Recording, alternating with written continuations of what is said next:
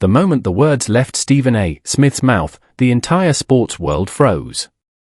On live television, with millions watching, he suggested something explosive, that there may have been pressure surrounding Caitlin Clark and the WNBA's ongoing CBA discussions.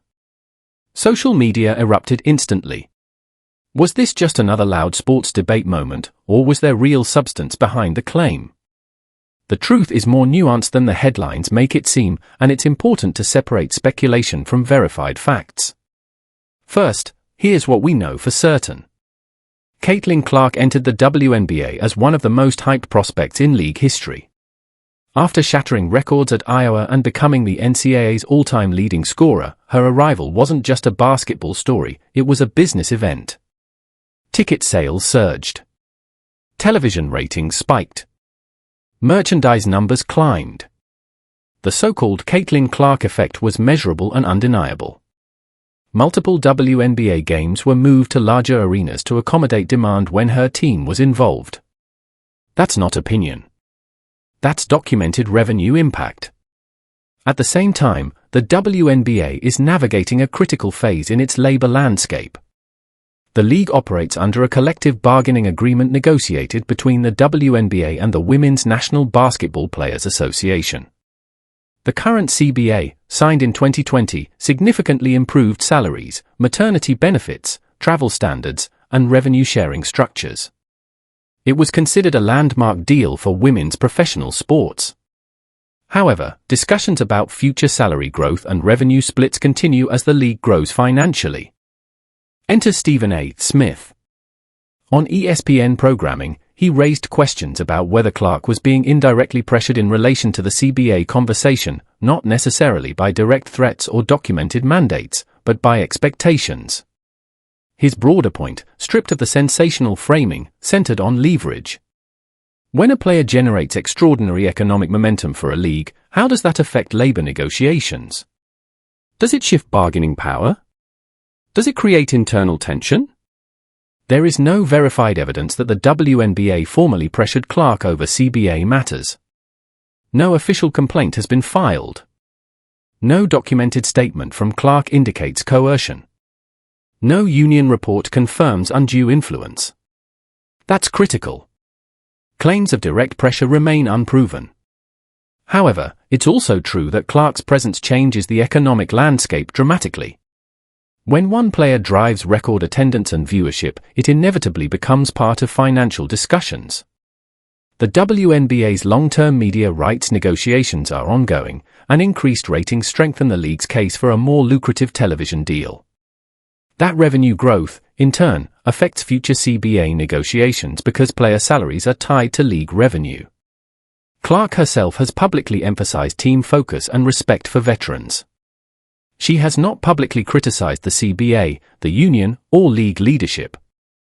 In fact, she has consistently avoided inflammatory statements, instead highlighting growth for the entire league. That posture matters. It suggests that whatever internal conversations may exist, they are not publicly adversarial. It's also important to understand how CBAs work.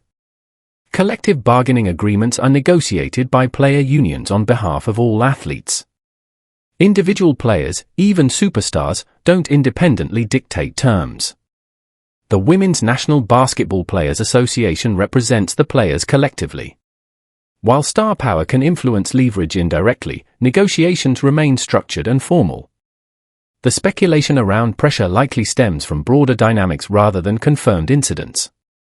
When a league experiences sudden growth tied heavily to one athlete, narratives can form quickly. Some fans argue Clark deserves a salary reflecting her revenue impact. Others counter that rookies operate under structured pay scales defined in the CBA. Both statements can be true at once. The system sets rookie pay. Simultaneously, a transformative player can highlight limitations within that system. Another layer to consider is media amplification. ESPN debate segments are designed to provoke discussion. When Smith uses the word pressure, it carries weight, but debate framing often blends opinion, inference, and projection. That doesn't mean it's false, it means it requires careful interpretation. From a strictly factual standpoint, Here's what is verifiable: the WNBA salary structure is collectively bargained. Clark signed her rookie contract under the existing terms. There is no public evidence of disciplinary action, threats, or formal disputes related to her stance on CBA issues. League officials have not issued statements confirming any conflict. The union has not accused the league of using Clark as leverage. Yet the conversation itself reveals something bigger. Clark's popularity has intensified scrutiny on WNBA compensation overall. Viewers comparing NBA and WNBA salaries often overlook revenue differences, operational costs, and structural economics. But rising ratings and ticket sales strengthen future bargaining positions for players.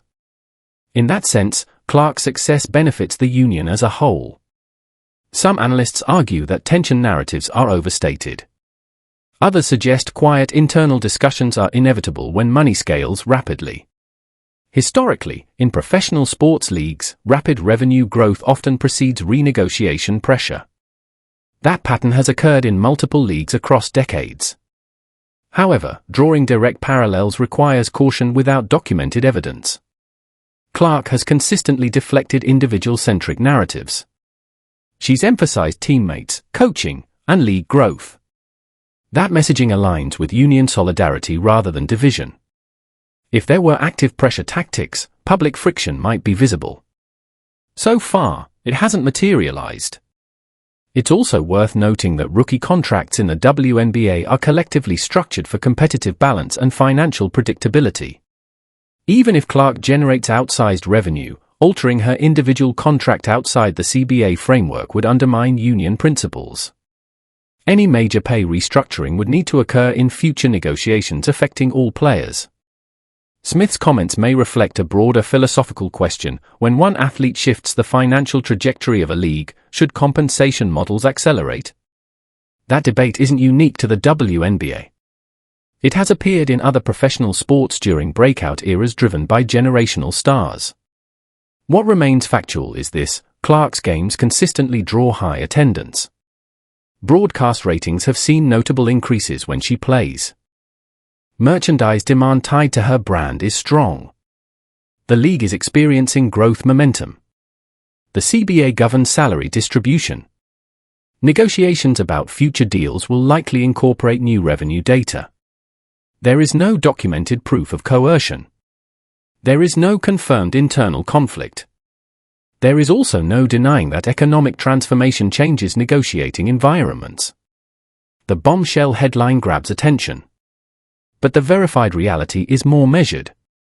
The WNBA and its players operate within a structured collective bargaining system. Clark's impact strengthens the league's financial outlook. Stronger financial outlooks influence future negotiations.